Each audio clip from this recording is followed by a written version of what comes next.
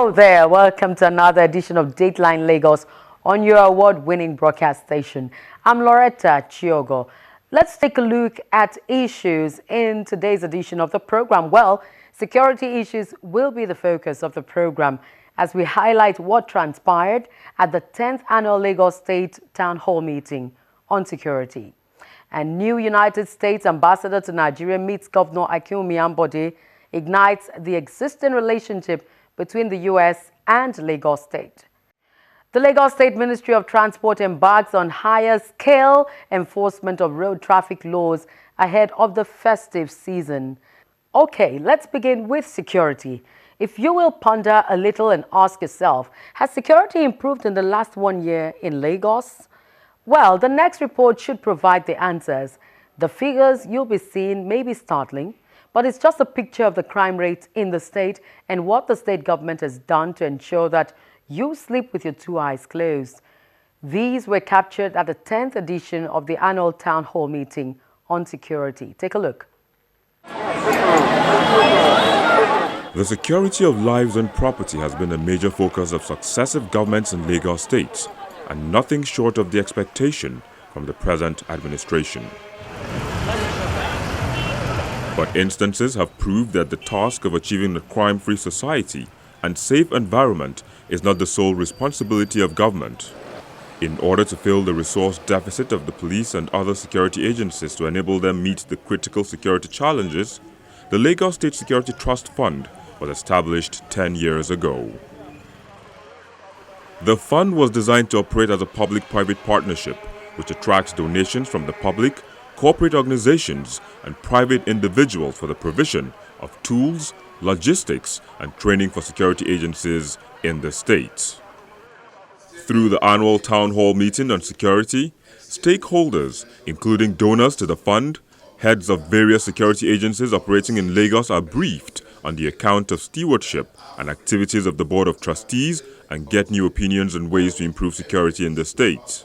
It is significant to note that this is the 10th of the town hall meeting, hence our decision to make it a bit different from previous meetings, not only in commemoration of our milestone, but also to take a deeper look at the funding of security in the states, particularly to consider our funding options in view of the current financial difficulties we find ourselves.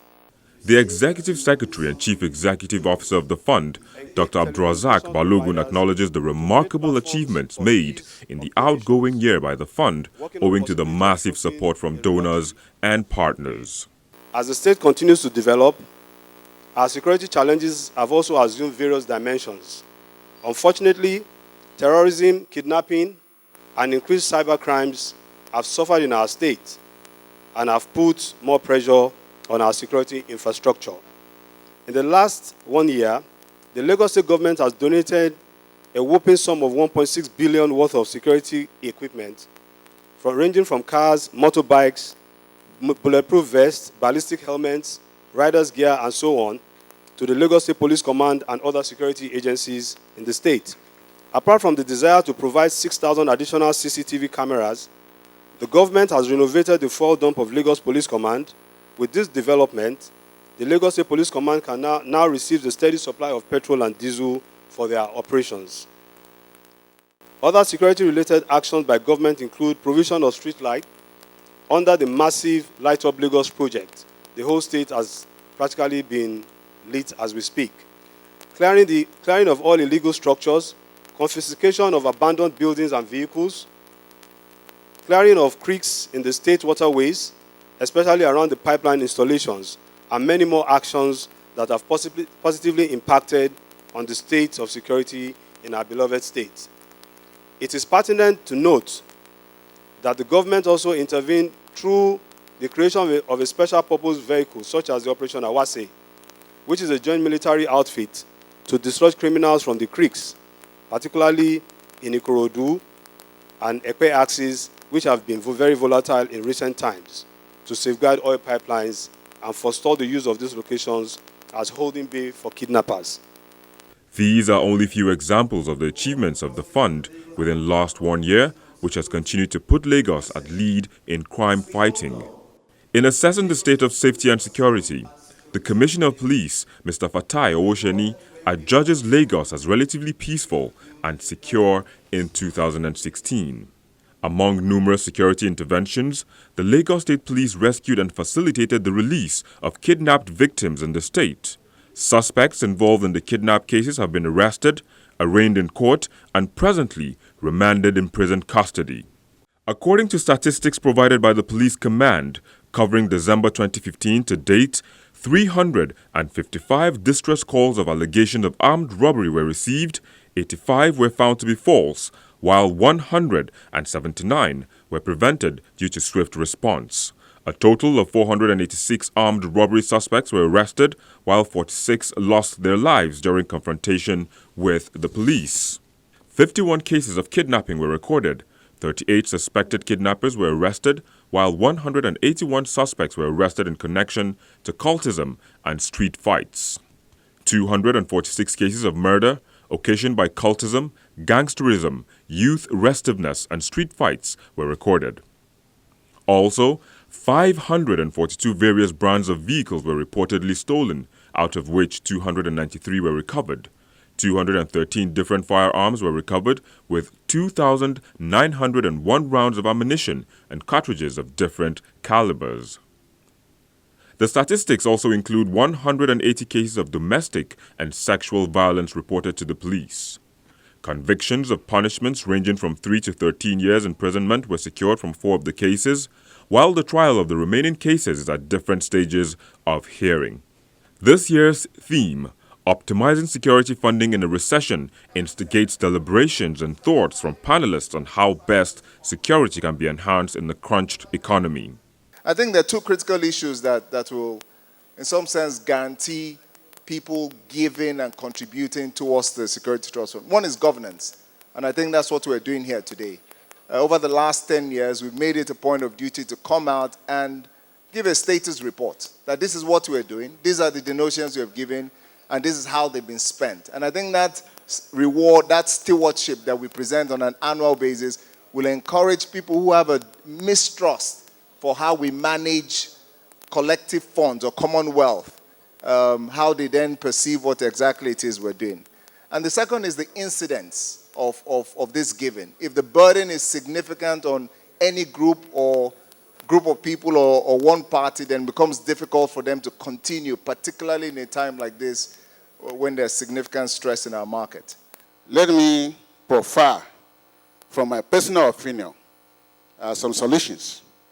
That the background of the federal government and state government in Nigeria may need to consider the following options in order to optimizing security funding during the period of economic recession.